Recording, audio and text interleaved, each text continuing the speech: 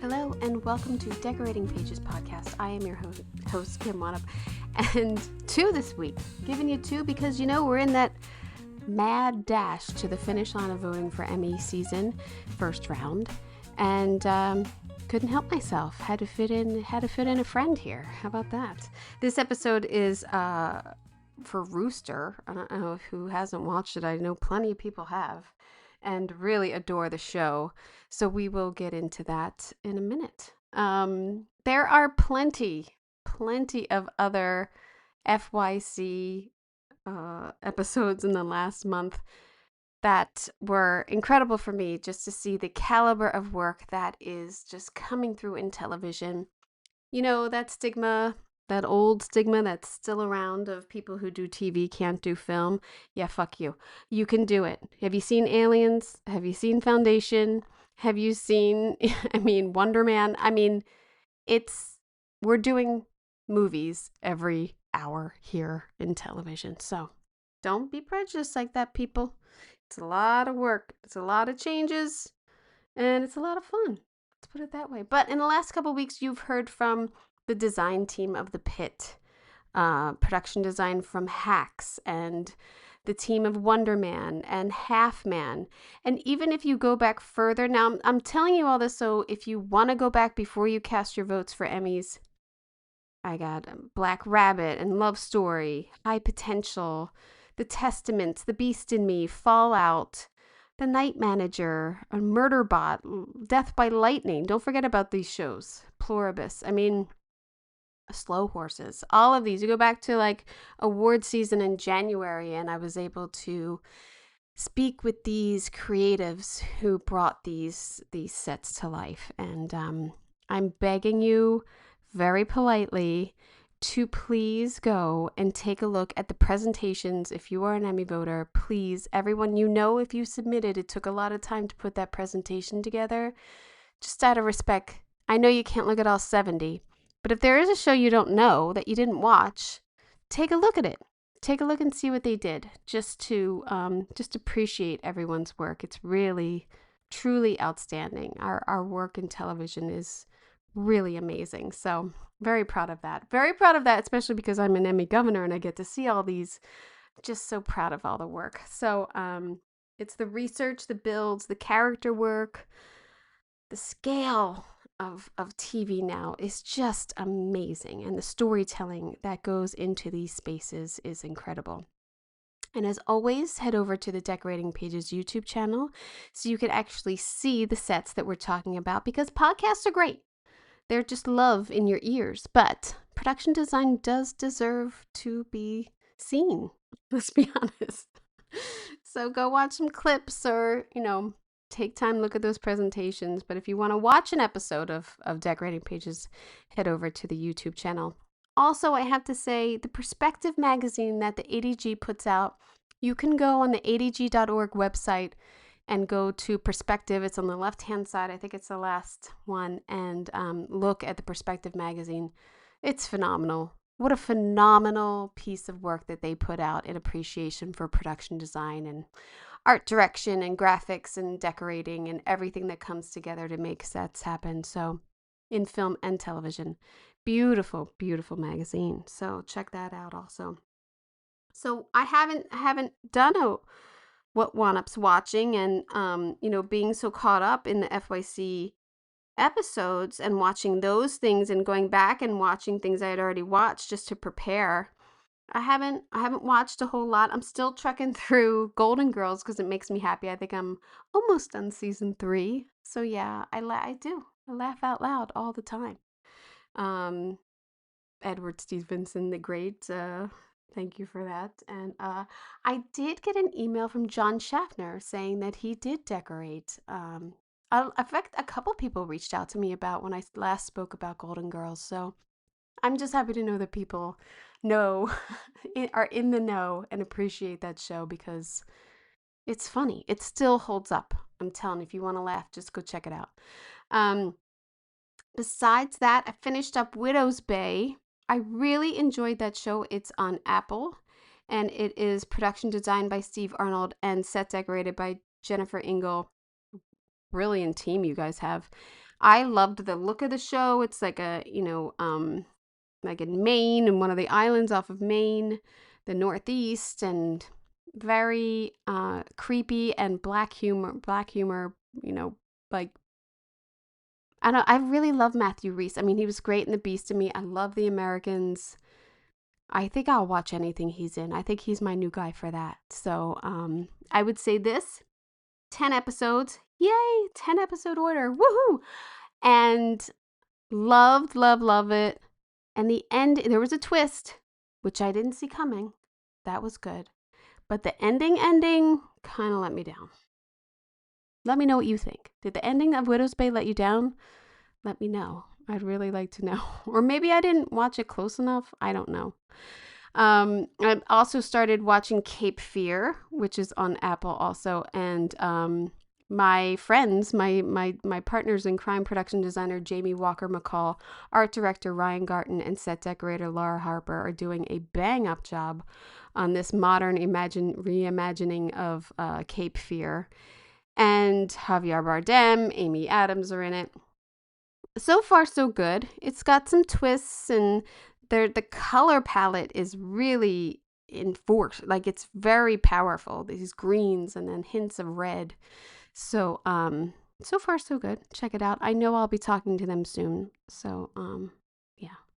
Well, it'll come at some point. I know I'm gonna drag them all. Maybe I'll just have a little party with them on Zoom, and they won't even know that we're recording for the podcast. That would be good.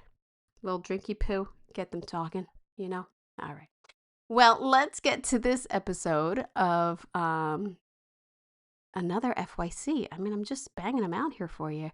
With production designer Cabot McMullen and art director Raf Lydon and set decoration buyer Susan Chooljian about the production design of HBO's Rooster. Cabot has one of the careers that makes you realize television comedy has secretly had better architecture than most of our actual lives. I mean, the things that he has created, like Spin City, Scrubs, The New Adventures of Old Christine, Shrinking, and now Rooster. You can also hear a previous episode I did with him about Flaming Hot, the film. I did get to speak with him. It was probably 2 years ago. He is a 3-time Emmy nominee, and his work on Shrinking won a 2025 Art Directors Guild Award for half-hour single-camera television series. So we talk about his relationship and creative history with Bill Lawrence, going all the way back to Spin City and Scrubs, and how that shorthand shaped the world of Rooster. Cabot talks about Bill's love for authenticity, not faking backdrops, having, the real relationships, and the comedy can just bring through in the emotions, and that comes through in the sets.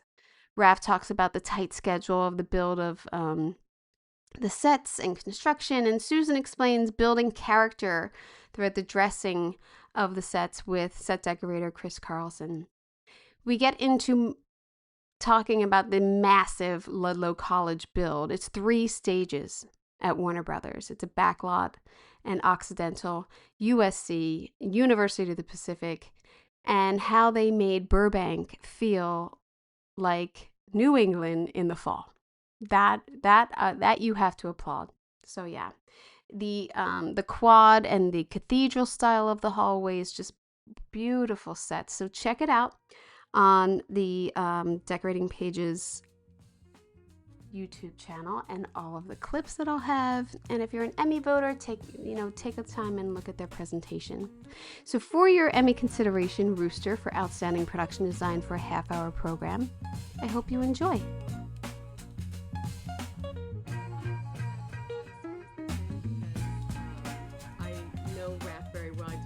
Almost every day, and I know all the work that went into this show, and I wanted to start with Cabot. You have such a long career working with Bill Lawrence. How did this come up? Was there whispers of it long ago, and then it came to be, or was it quick? Was it quick? It was a little bit quick for me. I think it had been gestating for a little bit at Doozer because to put a show together like this doesn't happen overnight. I mean, with talent like this, Yeah. and I I think, everything kind of changed for Bill after Ted Lasso. He became, Yeah. this voice that uh, was known for, you know, taking you from a laugh out loud comedic moment, turning on a dime, and suddenly you're crying, Yeah. and it seemed to be resonating with a bigger audience. And so I think he was, you know, people were coming to him saying, "Hey, uh, Steve Carell's got a is looking for something like this and would love to work with you." And I think Bill had a lot more offers coming in, and so it turns out that both he and Matt Tarsis, who I know from Scrubs, we went back to early Scrubs days. They were looking to develop a story about a father-daughter relationship. They both have daughters. Um, I think about you know Yeah. almost college age, and so they really wanted to explore that dynamic between the father and the daughter, and everything that they've been going through personally. And so this concept was hatched, and Bill came to me maybe 6 or 8 months, I guess, before they went into pre-production. Mm, So I had a little time to think about it, but we didn't have a director, we didn't have a script. Um, it was all very early stages. But we we're in touch frequently because I was working with him on Shrinking at the time. right. So I would see him in meetings, and it would come up in conversation. But it wasn't until the script finally landed, and then it was announced that Steve was going to do the show, Steve Carell, um, that it really started to become real for me In LA. in LA. In Yeah, LA. no, which is remarkable. Yeah, his company Doozer. Well, to go way back, Bill and I met on Spin City in the '90s in New York.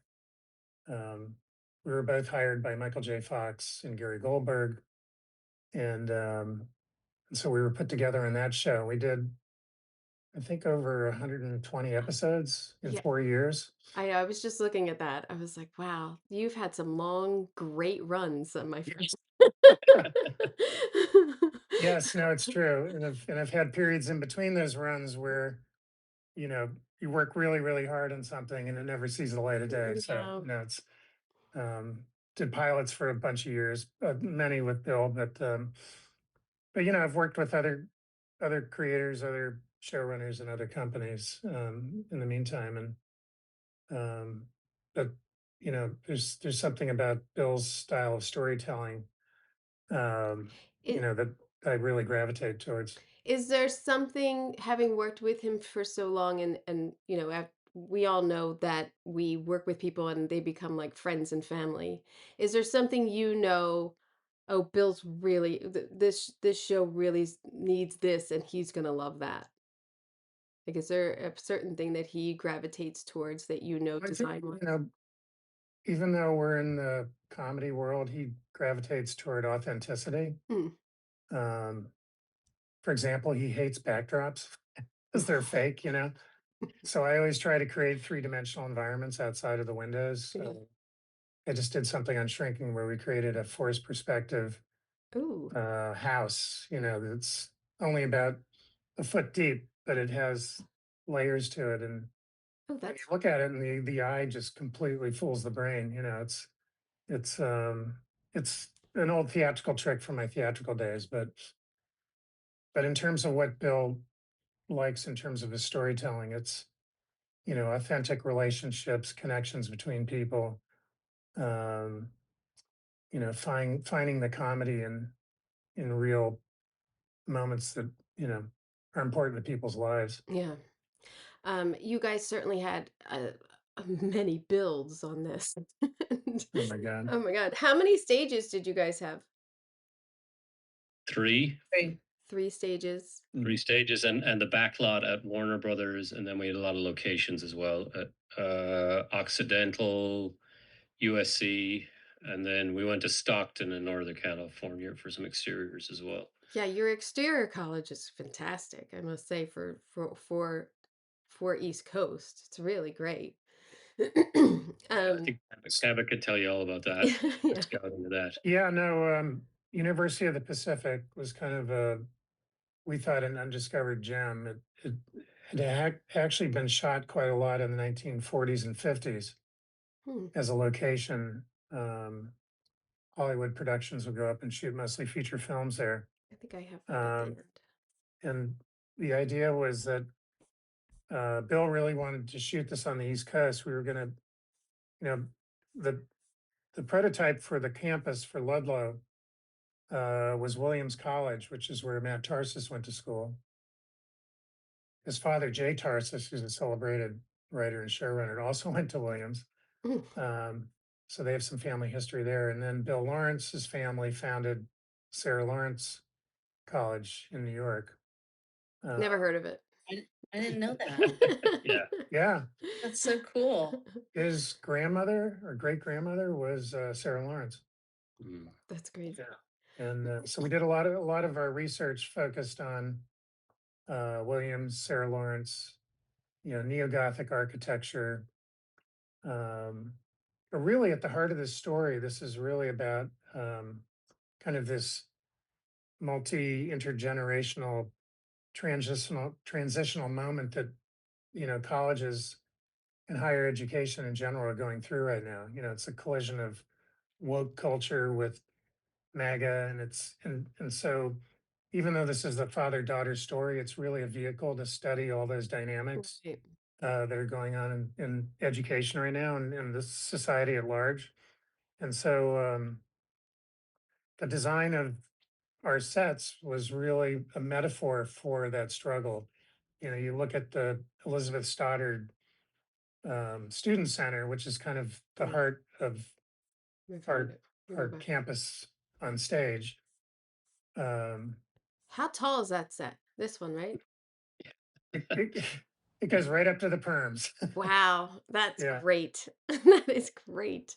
What was it, Raf? Like 38 feet or 36 feet or something? Yeah, that was right up there. I remember when we started the project and Cabot had a SketchUp model of this, sort of conceptually of the whole thing, and we kind of had the whole thing. And then when we came to the student lounge, the top was kind of open, and there was kind of an idea of what we were going to do out there. But we were like, we really want to get this, establish this as a great space. So we really developed all that then.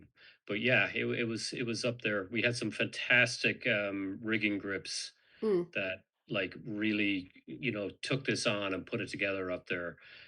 But everyone was just like floored when they walked in there to for the very first time when we shot there for the first Yeah, time. when you go high, people get in awe. I always Yeah. feel like that. The higher you go, people are like, "Whoa, this I might not bring food onto this set." Like But um this set really exemplifies the metaphor, the visual metaphor that we were looking for. Hmm. There's kind of a famous line in the show where John C. McGinley's character Walt, who's the president of the college, he's you know flabbergasted by this new building that they've added, and he says, "Oh, they took a beautiful neo-Gothic building and slapped a greenhouse on it."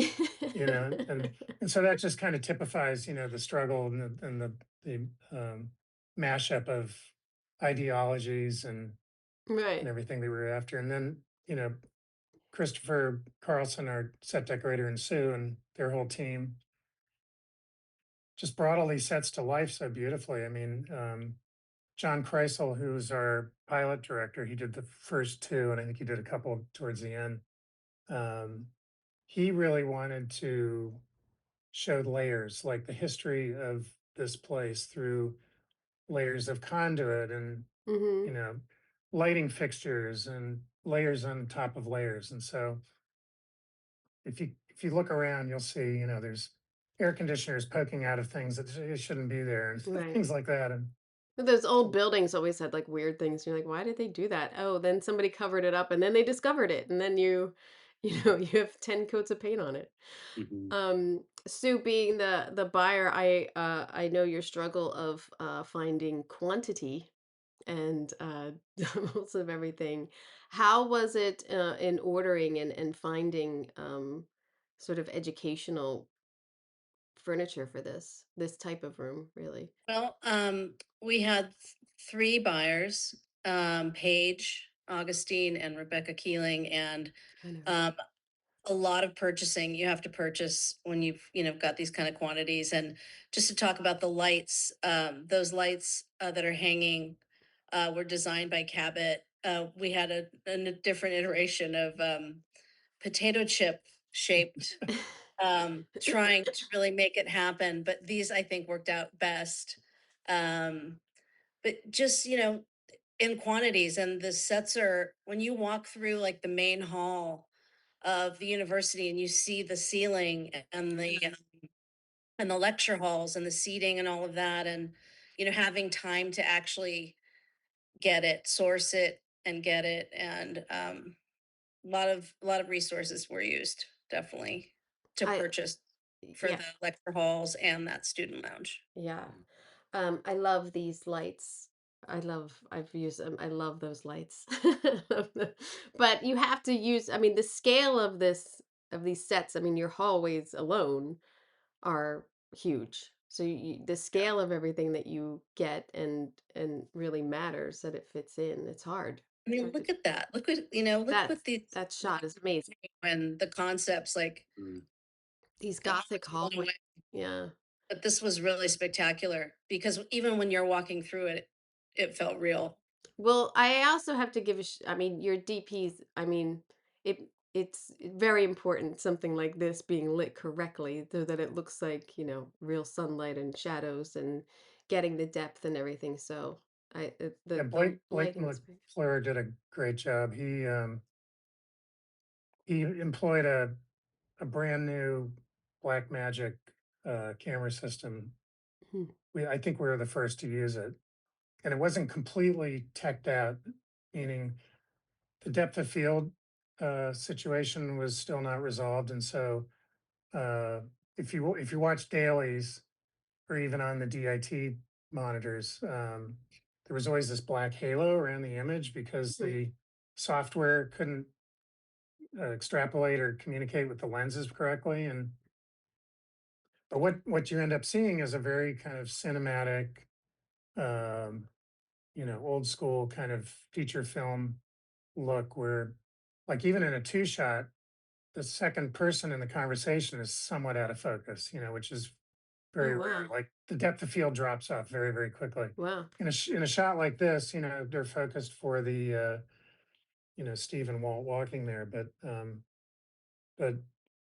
it was a very unique look for television, and I It think is. everybody's kind of blown away by it, including HBO. Yeah, it Yeah. is very cinematic looking, and it's funny you say that because I was going to ask. There's a lot of blacks, like Mhm. darkness. There's which is great. Like, and I feel like you only get that with like some shows, but not usually like a half-hour dramedy comedy. You know what I mean? It's great. It leans a lot towards the storytelling. Yeah, there were a couple films that were kind of touchdowns for us. The Holdovers was, Alexander Payne's Holdovers was kind of a North Star for us. And then there was Nobody's Fool, um, which was a Paul Newman film from the Oh yeah. early 90s, I think. And then The Wonder Boys. Oh yeah. And That's a good one.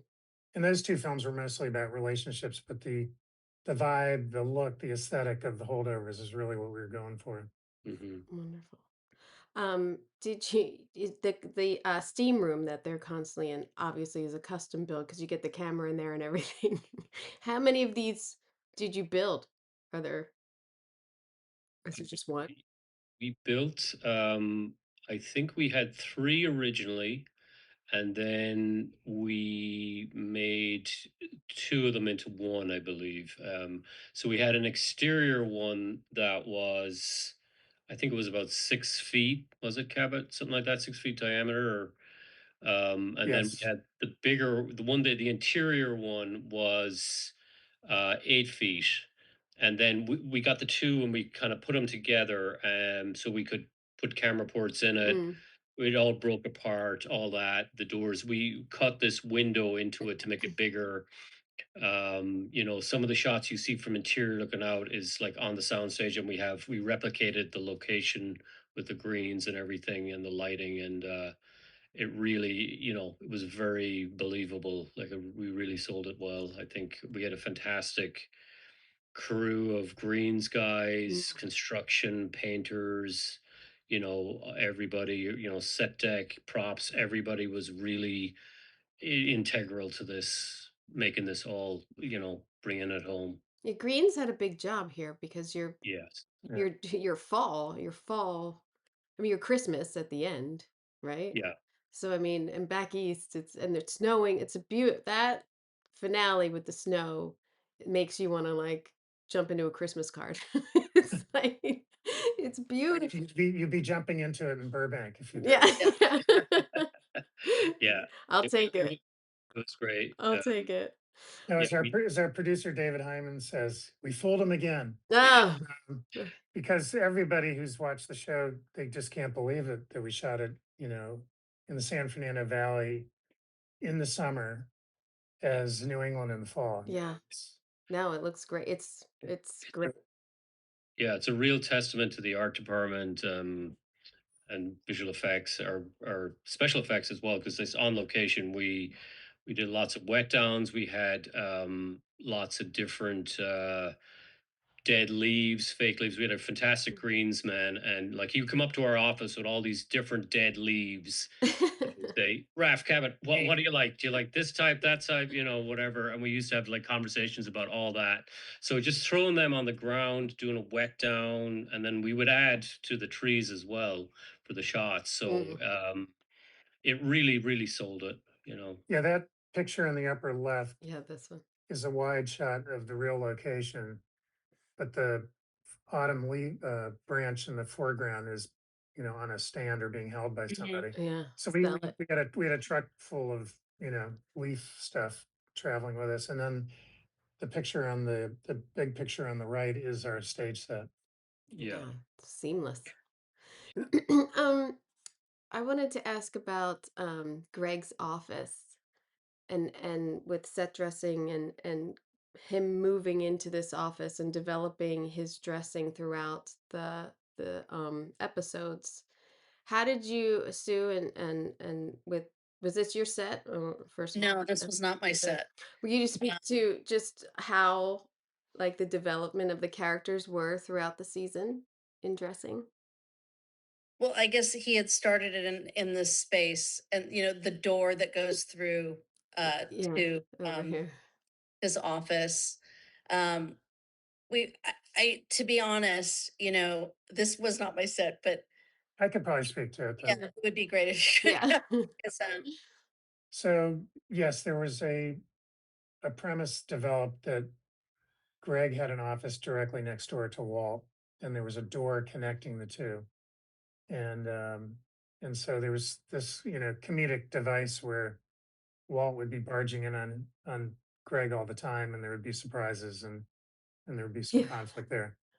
So when Greg first arrives here, it's pretty spare. I mean, yeah, the setup, the visual setup was that this was kind of the spillover space for all of Walt's stuff. I think we even had like his golf clubs and a Right. bunch of stuff in there in the beginning.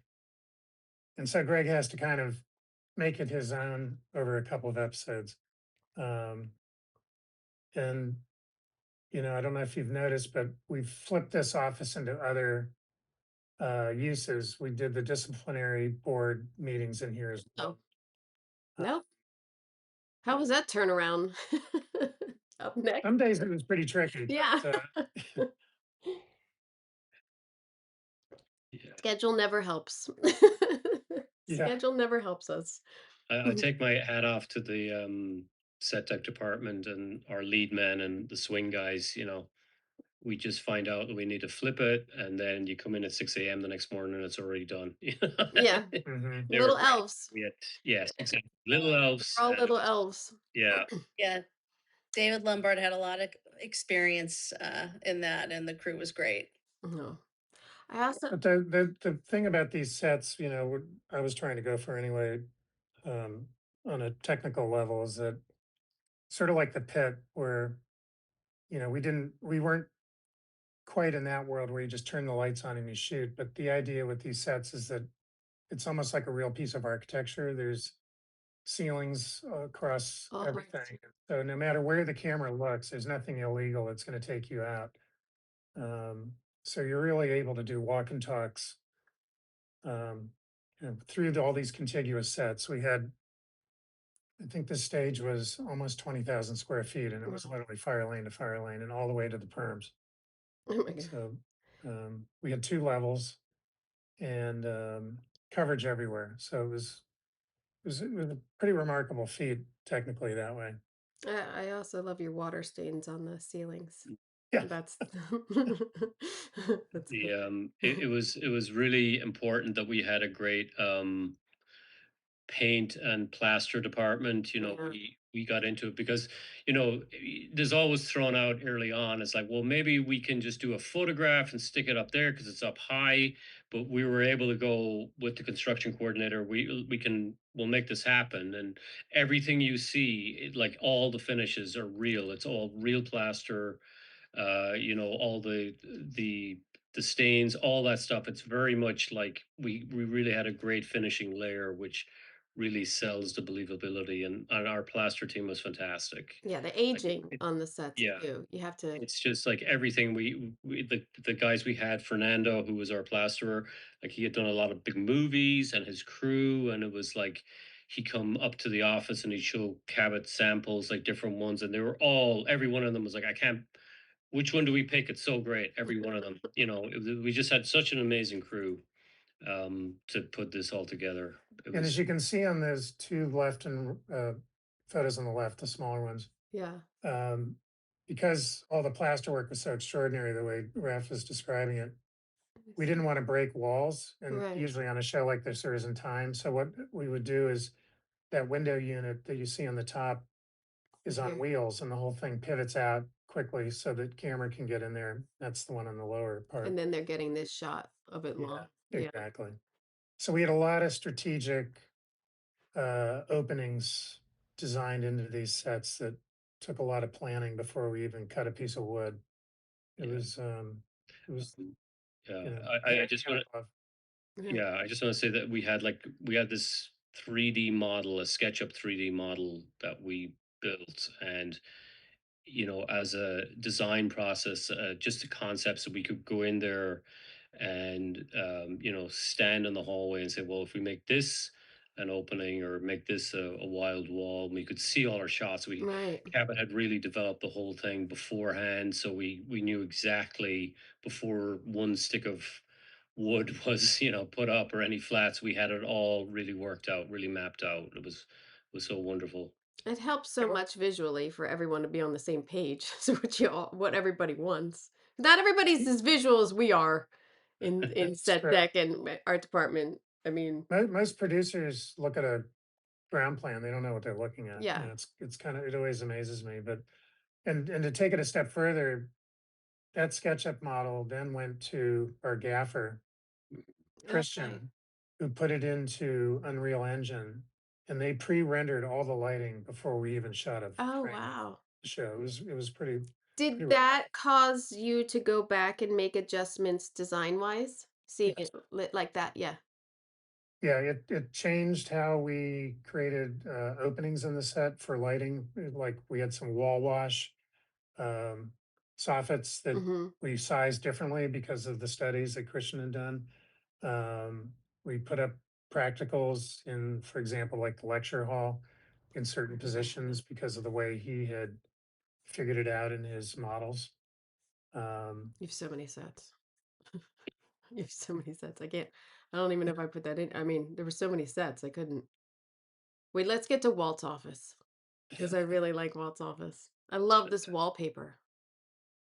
we fabricated that. That Did you? if I mean, it probably doesn't have resolution. You Frogs have to with use, turtles, something. Is yeah, it? this Yeah, Yeah. yeah. yeah. So the mascot of the of Ludlow College is a Union Civil War soldier. Right. And so if you zoom in on this, you'll see um, there's like a Union Army hat with two pistols Up here. crossed. And Yeah, I think it had started out as a frog, but then we changed it Okay. to the Civil Uh, War thing because then oh, that I tied see. into the mascot that you saw later. So this wallpaper is actually an Easter egg for some comedy that's going to come in a couple episodes. Mm, yeah. We had our graphic designer Megan Brooks. She worked very closely with Cabot on this, and we really developed this. I think it was what was about 3 weeks or so of we were going doing this, Cabot, of just going Yeah, back and forth, yeah. um, and then Trying to get the scale right, the value right, the color right. yeah, Yeah. trying to get all that right with samples back and forth to the Warner Brothers sign shop. Let's try this one stage. It was let's try this tone, but it was so worth it because look, it was a real collaborative effort, and it's such a signature piece inside the room. It's so great. And it almost looks like the chairs match. You know what I mean? Like they play with that so perfectly. Yeah, those came His later. receiving Those were chair. kind of a happy surprise. Yeah. I don't, I think Christopher maybe brought those in, but we had auditioned a bunch of furnishings for this room and it took a little while to get there, but this is where we landed and I think it worked out great. Yeah. No, it's This was also the beautiful room. first start. This is the first thing we started building on stage was this office. So we were really putting this all together as the design came together at the same time, so we could like walk down to stage and see how it's all looking and make tweaks to the windows and everything. It was great. It's such a signature piece of Cabot's set, this room as well. It's such a it's one It's of the like, things that people always say when I say I worked on the room. Oh yeah, Walt's office is amazing. Like, where Yeah. did you shoot that? What's the location? I was it's not, it's on stage at Warner Brothers, they're like, what? No, it's beautiful. What I really tune into too with the furnishings and everything is the wood tones and everything. I don't think there was a photo of it, but in Steve Carell's house, there's a dresser that he leans up against in the finale also. And it's like a worn like that just that New England or East Coast type of furniture that's very hard to find here. And to me I'm like, "Oh, it's so wonderful to be on those hunts for that type of furniture, which is hard to get here." Like, did you guys go like all his wood tones and everything that you guys have in his office, these leather chairs, and was there a lot of sourcing from like First Dibs or like where were you guys going to get And this? really, Warner Brothers, Oh yeah. thank God we have our resources with these prop houses. Yeah, um, and antique stores in the area, indeed. Long Beach, and Yeah. there's great stuff out there to be had. So we really were keeping in mind, the East Coast vibe. That even all the artwork was that was a big task for all these sets. If you notice, even in that lecture hall with Steve, Yeah. it's a modern room, but you have this The East older. Coast, historical paintings that would be there in those gilded frames to show the modern with the past. We were, even in the like when we were thinking about in the diner, Oh, um, the diner. and in the like on the East Coast, you get snowed in, Yeah. and sometimes you're in a business, you're in a restaurant. So that's where the games came in. We're like, oh yeah, when I was in Massachusetts, I saw all these games in this diner, like because people get stuck places. Yeah. So thinking about what it is, what time of year is it, what flowers would they have, what what plants are there this time. It's getting into that East Coast vibe, and it brings in those tones of that texture in that dresser and the Yeah. um, in that wood and that historical feel. Yeah, you um, nailed it. it comes through. I'm glad you noticed that. Oh yeah. I love funny, since we're here, funny story about this set. the diner Yeah, it's Arts Deli. This or was deli. inspired by a real uh, place in, I think it was is where Bill went to college. Looks like it has a good pastrami. I say that. Yeah, I'd order pastrami if I was here. yeah, I think Bill went to William and Mary, Mhm. and this was a real place in the town of Oh God, that's where great. Mary is. But the first day we opened the set, Steve Carell walks in. He looks around and he goes, "My God!" He goes, "Why can't you get a cup of coffee in LA in a place like I this?" know. And he was he was so taken by it, and I don't know, I just started chatting with him, and it turns out he's from. I grew up in Concord, Massachusetts. He grew up in the town next door. I think it was Acton. Oh my God, It turns out we went to the same middle school, different times, but that's crazy. and so he totally appreciated the set because he felt like it's a place where he would want to hang out. It really checked all the boxes of everything from his growing up experience in Massachusetts, and it had a real sense of authenticity, for him. Oh yeah, So we you got we the we felt really good walking away from that one that morning. It was you yeah, got the broken floor tiles. You have the lamps hanging from Yeah. in every booth, and the neons and the awning. I mean, yeah, it's And there's wood in the front. The booths are actually slatted wood. mm, It really felt authentic to the area, right. I don't know, not fishermen, but just that East Coast Yeah, vibe. It was fun. That was a Northeast, fun set. you guys Northeast. brought so much detail to this one. I mean, Yeah. I didn't put the reverse shot in this, but over the bar where Phil Dunster's sitting there is just this plethora of, you know, uh, dressing that kind of almost speaks to the lore of Boston and New England. And, there's all kinds of, The Steins. yeah, really great information there. It's fantastic. And I like that they use the set a lot. I mean, it's in a lot of the episodes too, which is nice Mhm. because it gives the viewer the sense of like, oh, this is like the college kind of hangout. Like that's the closest restaurant type thing. Yeah, well, Bill wanted two watering holes for the show. One for the adults, which is the bar Yeah. at the inn.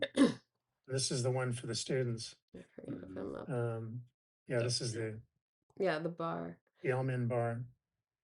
which it's so cozy. Right? You want to just go there. It's really cozy. Yeah. Yeah. I know these bar stools. I love these bar stools. They're from It's a backlot interior, mm. but we really made it our own. We transformed it. Yeah, we repainted it.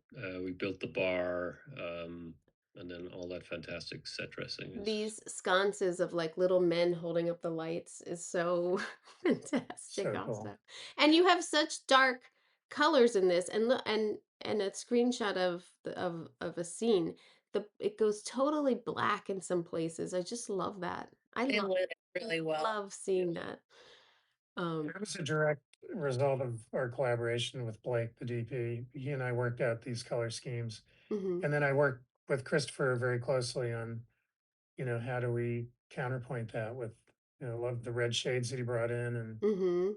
those monkey sconces are extraordinary. And Or the monkeys. yeah, it just has like it has every set of this has character, it's not just a bar. Yeah. It's a, it's a bar that has a character to it. Well, It's been lived in for yeah, some time. yeah, they've all been lived in. That's your best like thing here. I mean, your best Well, that bar in club. particular, I was referencing Essex, Connecticut.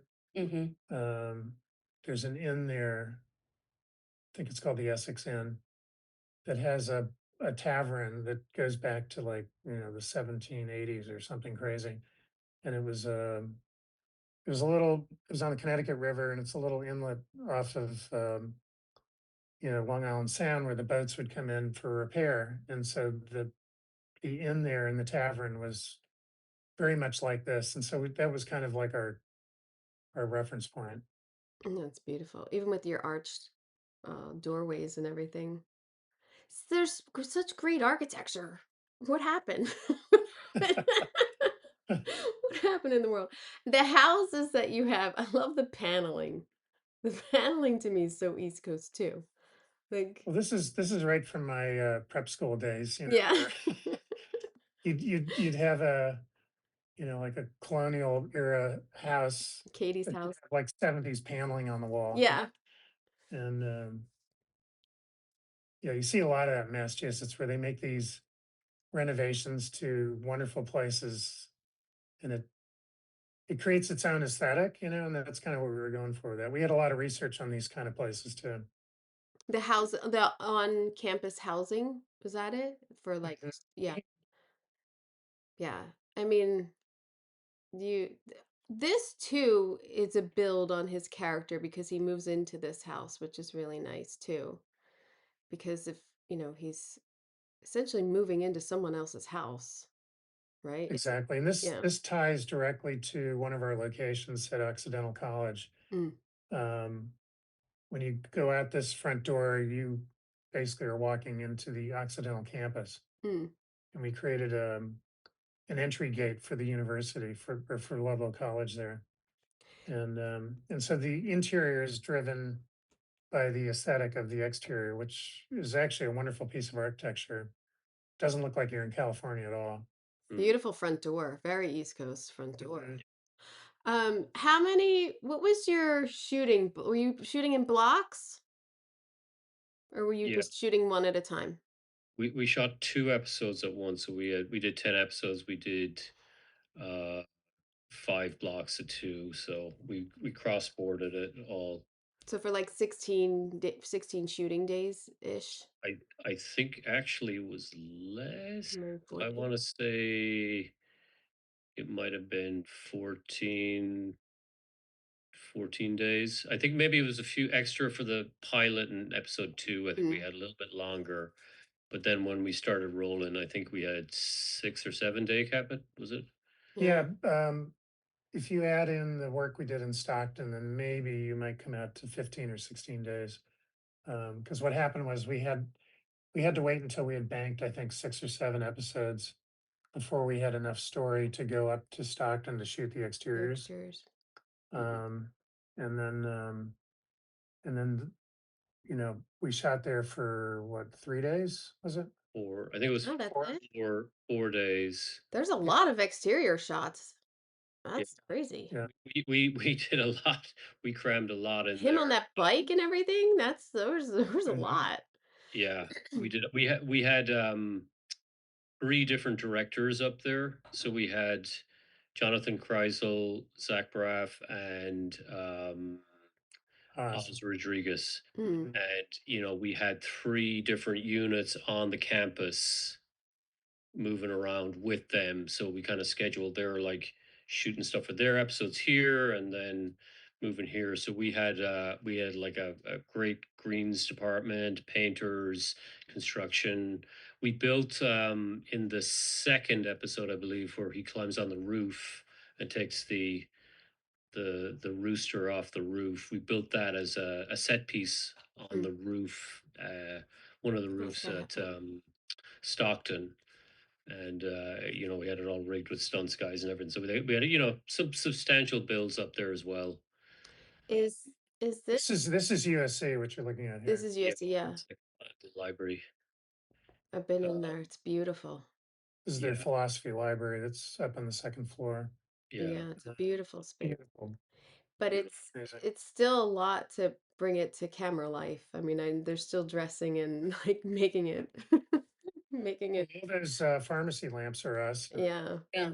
We giving it that length. Finding matching ones was Never easy.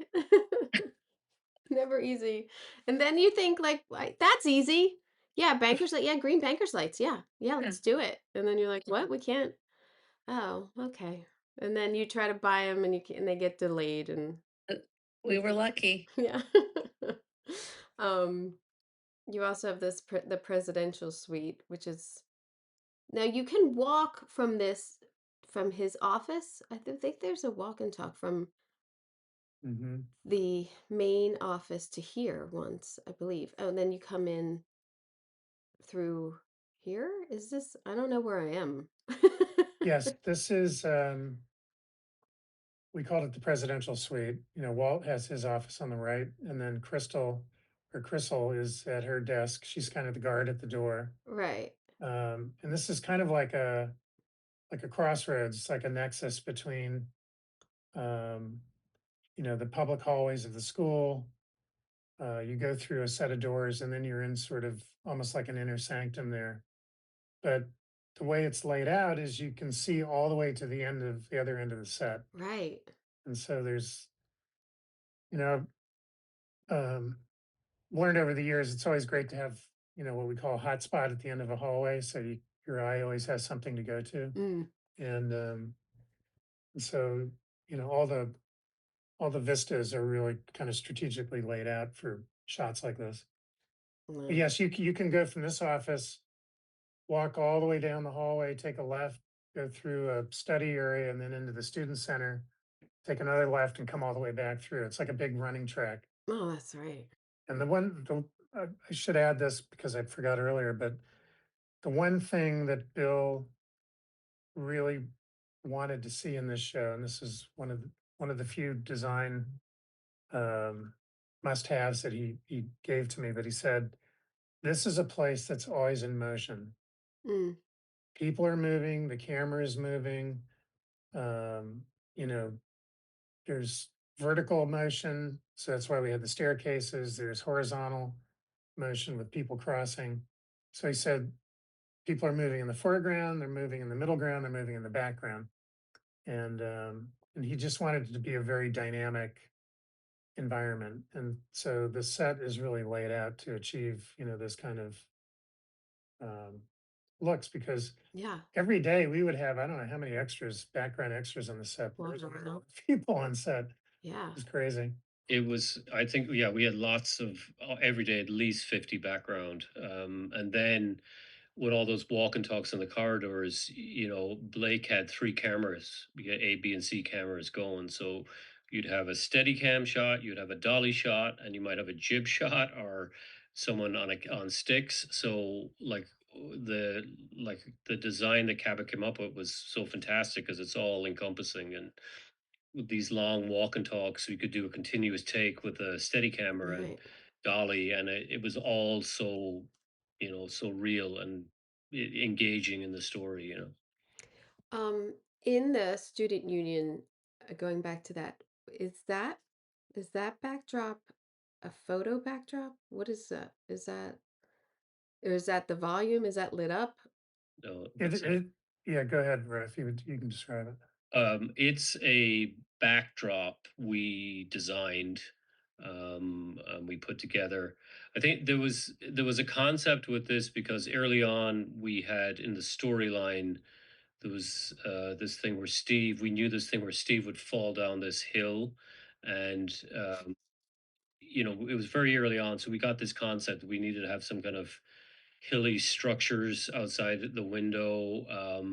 Subsequently, we ended up shooting it at a different location at Occidental, but it kind of drove, I think, Cabot the narrative on the backdrop for a bit, and then Hmm. we wanted to really sell like this big, like outdoor expanse. So Right. we did this backdrop.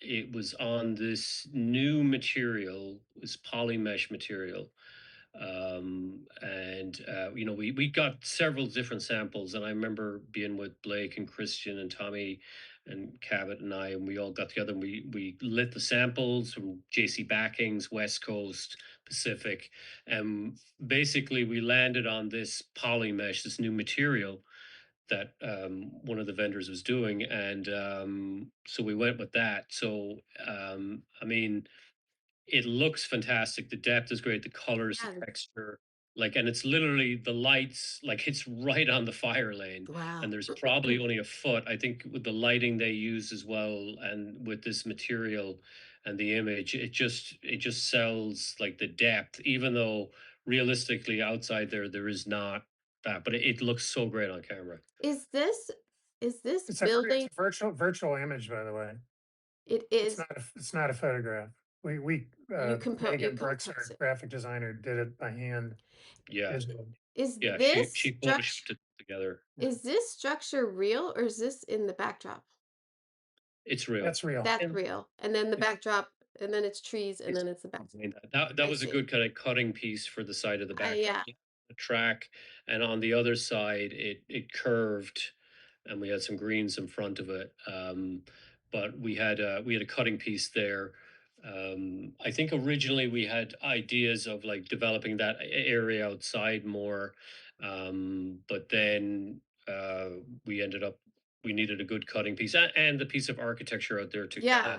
just outside the window, to kind of give you a sense of realism as just instead of backing on green. So it's a great It space out there. really, I mean, it sells that this room was made inside of this existing Yeah, space. Yeah. yeah, No, it's great. Um, Yeah, I took that idea from the Metropolitan Museum of Art in New York, where they have oh, where right. where the Temple of Dendur is. You know, it's inside this steel and glass pavilion that's attached to a 19th century neo-Gothic building. So it's we got inspired by that. Mixed. I also should say every set that we've talked about is basically all in episode 4. I mean, what your set count for episode 4 must have been like 20, 24 sets, 20, at least 20 sets, right? I mean, it's crazy how many. You guys had a lot of sets in every episode, but I'm only looking at photos from episode 4. It's crazy. Um, they go to a party. You guys nailed like college dorm parties. Can almost smell it when you look. Yeah, the sticky floor and the beer and the weed and like yeah. we shot this at the frat house that's connected with Occidental. Oh, nice. And Oh, some weirdly, real vibes. I had worked on a movie in I think 1998 in this building. Oh my God. And it was a frat house then, for an indie feature I did, and it's it had layers of texture and smell and everything. It was a very believable. It was a great location. Our locations department were fantastic as well. They found some great locations with Cabot, and I mean Yeah. everybody was always just so happy with it. It's not just red cups. You got to nail it. You got to, The decorators, yes. the posters, Yeah. the twinkle lights. The weird furniture and really beat up. And yeah, when he's sitting in that chair with the 2 beer bottles, it's really Oh funny. my God. That was a funny scene. Yeah, that's really, it is really great. And then you have an up party. Where's this at? This is in the house uh, that we showed you earlier as Walt's house. So it's in Pasadena, Yeah. an extraordinary property. Mm. Just a massive brick mansion. And in the original pilot script, it was scripted that this house was right on the edge of campus, so you could walk out Walt's door and you'd be right on in the quad, Oh. of the school. Um, so it was kind of tricky, shooting this and then in the story trying to make it feel like it was right on campus, but it worked out quite Oh well. yeah. When he's walking over to the party, it feels like he's right there. Mhm. We had the sauna outside this. Yeah. Right. Oh, Literally outside those doors is where the sauna is. oh, oh, now I get it. We used to bring the little one. We'd put the 6-footer on the truck and bring it and stick it outside the window, Yeah. just to sell it all. Was there talk throughout the season specific color palettes for each character? Or was it just an overall for the shift? That's always a goal of ours, to assign kind of a color story to each character. So, no matter where you're watching, where you jump into to the show, you know who you're with. Um, but in this case, I think it was more of an overall tone, overall palette of, um, somewhat reserved. There's nothing really bright or punchy about any of this. It's Yeah. all kind of, you know, from this conservative world of, education and, Yeah, as you mentioned earlier, the woods were a big part of it. yeah, this Trying to get the tone and the value of the paneling just right so that didn't suck the life out of a set, the things there's enough contrast between things. Well, the paneling we're looking at in Walt's office, I mean, it's fantastically like stained and gives value and gives age. It's Mm. wonderful, wonderful painting, staining We and had Yeah, they, we had they did a the great job. yeah, we had I remember walking onto the stage, and we had a bunch of, I can't think it was the prop guys, but they were there with some of those pieces of that molding, and they're literally beating them with chains Hmm. to get that. Huh. So it didn't look brand new. And then they gave them to the painters to stain. But it was just so funny seeing these guys with chains. yeah, And our beat him foreman up. Ed was like, "Yeah, yeah, I did this on whatever movie, and it's going to be great. We'll just hit them with the chains, and it's going to give that like little bit of, rupture the texture a bit, and it's going to rough it all up." And I was like, "Okay, great, love Th- it." There is nothing better than seeing someone happy doing their craft. Mm, Like when painters, especially I feel like painters or construction or us, I mean when we get to like in decoration, when you really get to deep dive and like show your and really shine and show like a technique that you have learned over the years, it's always like so exciting when you see that type of thing on set. I love that. I love that. Even like green Our lead skies bringing painter, you leaves. Like our lead painter is a woman named Brooks who just took such care with everything and was so dedicated. And I mean, I still don't know how she pulled this off because, mm, they were always getting things late. And then, of course, set deck gets everything last. And it's like, yeah. um, Then I'm yelling at paint. yeah, I Get know. out. But We always get it done somehow. I know. I mean, the aging on the bar, breaking that floor, the tile, it's wonderfully aged. You had a lot of graphics too. There's a lot of graphics in college.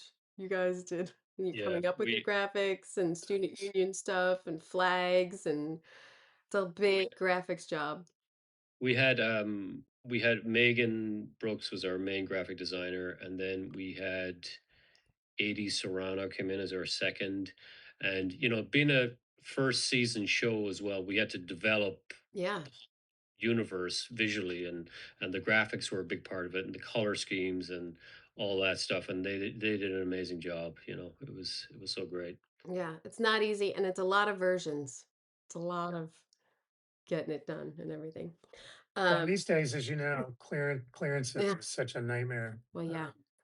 So we were getting the names cleared very, very late. And so a lot of the design development, was preliminary until we had a real name. And then we really was able to push it through. But I wanted to ask each of you did you have a favorite detail out of these sets or a favorite overall set, Cabot? um, for me, I guess it would probably be the student center, because that's what really expressed that's like the metaphor of the show for me. Mm-hmm. Um, but there are some other spaces in the set that we didn't really talk about, like the lecture hall. Yeah. We have a lecture hall in there that has three different looks to it. Two main looks, but um, we have a lot of these sort of convertible tricks that we've employed to give things a different look and provide more uses. Yeah. And that was one of them. But probably the lecture Personal. hall for me. I Yeah. mean, the student center for me. Oh, it's beautiful. Sue, I'm gonna go to you next. Um, I would say the bar in the bed and breakfast, because it was just so much fun to gather those elements and tell a story and have it be sit in it and really feel like we got this, Yeah. and to have I mean, I've been hearing over and over because people just love the show. um are you There's no way that was shot in the East Coast, like everybody really, we sold them on it, Oh yeah. and that feels really good. Yeah. But I would say the bar, with the monkey lights and that rich green wall color and just bringing that warmth in there, and that was, I think, my favorite. That's beautiful. Raf, what do you got? For me, I think the putting together all the hallways with the plasterwork and all the neo-Gothic arches and stuff, like that was, I remember seeing that in the model like the first day with Cabot, and I was like, in my head, I was like, wow, this is gonna be how we gotta get this done. And then just to be in the mill with like, with the construction coordinator, the foreman, general foreman, and the plasterer and the painter, and like, okay, how are we going to make this happen? And like we're thinking of all the ways, and we had the designs, we had the plans, and our Ed, our foreman, was like, I got if we got a pool noodle and we do this, and then and I was like, okay, do a sample. I'll bring Cabot down in 20 minutes, and see. And Cabot going, this is fantastic. What is it? I was, it's a pool noodle. Okay, great. And then and then we had like all our plasterers and our model builders. We had guys fiberglassing stuff, making all those arches, and then plastering it, and just we were in there on Sundays, working, and these guys were so great, and they were so into it because Yeah. it's not something like the level of production design that we brought to this project is like movie level, Yeah. and like we had all these artisans in there, and they were all so happy, like doing all this plaster work, and making all these arches and figuring it all out. And they just loved it because they knew that this product, like every time someone stepped in there.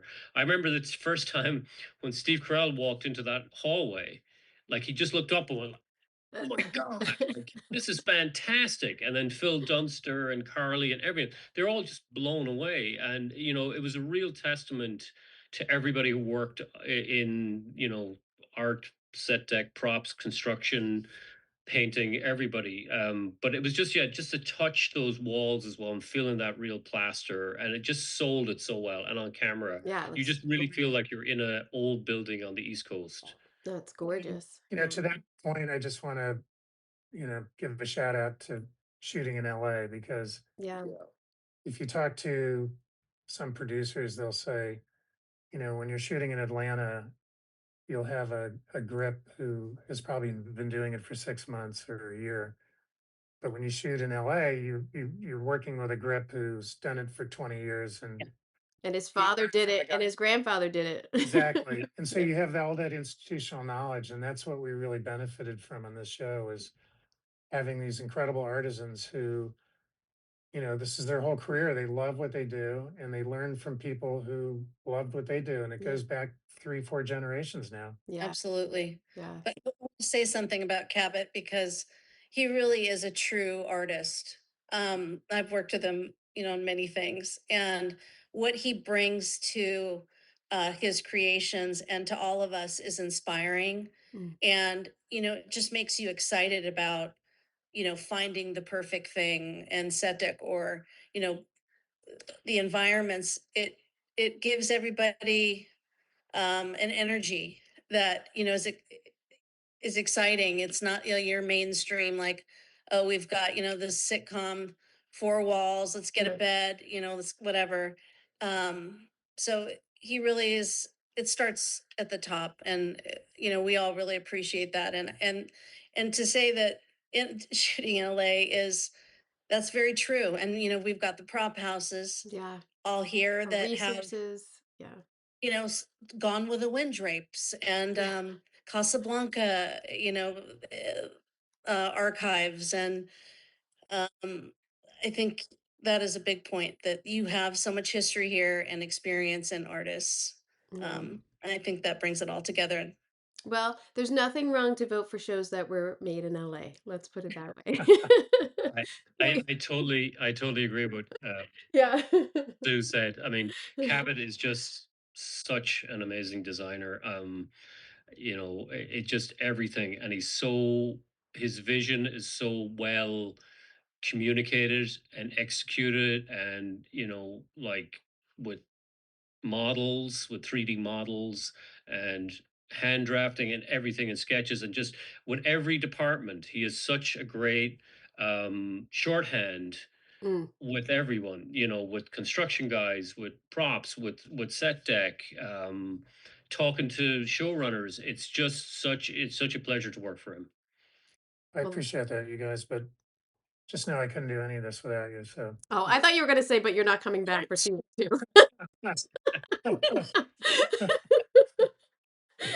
Thanks for all the hard work. Bye. Yeah. yeah.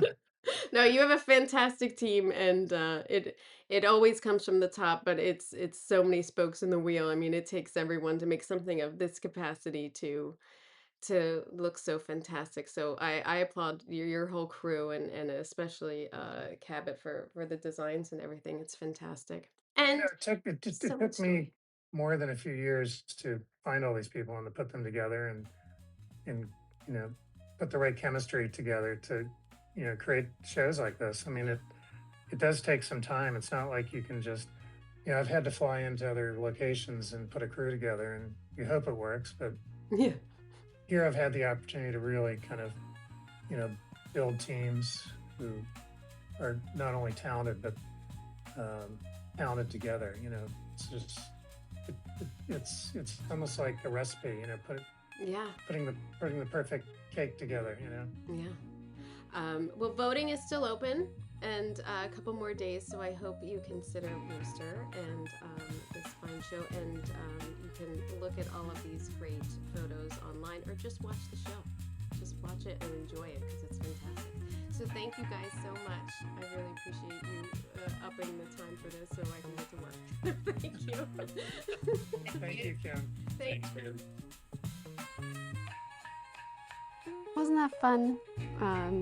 I swear, if I haven't said it before, I talk to Raf like almost every day because he is my co-governor. So I heard a lot more about the show, and I know the pains and struggles that they went through, and it just looks great. Really fantastic job. So thank you to them, and please consider Rooster, again, for outstanding production design for a half-hour program. Thank you for listening to Decorating Pages. You can watch the full video of this interview on Decorating Pages podcast YouTube channel. Please like and subscribe and leave a comment. I'm not shy. I'll respond. And the algorithm likes it. So follow Decorating Pages for more conversations about production designers, set decorators, art directors, and the crew behind the rooms, the campuses, the diners, the bars, the hospitals. We talk about everything on this podcast. So, yes. Coming up next week, I think I am doing, hold on, what am I doing? Summer blockbusters that are design hits. Something like that. I haven't worked out my title yet, but yeah, summer blockbusters. Let's get into summer. Let's talk about some summer blockbusters and the design of them. Let's do it. All right, I hope you got an earful. I'm Kim Wannop for Decorating Pages.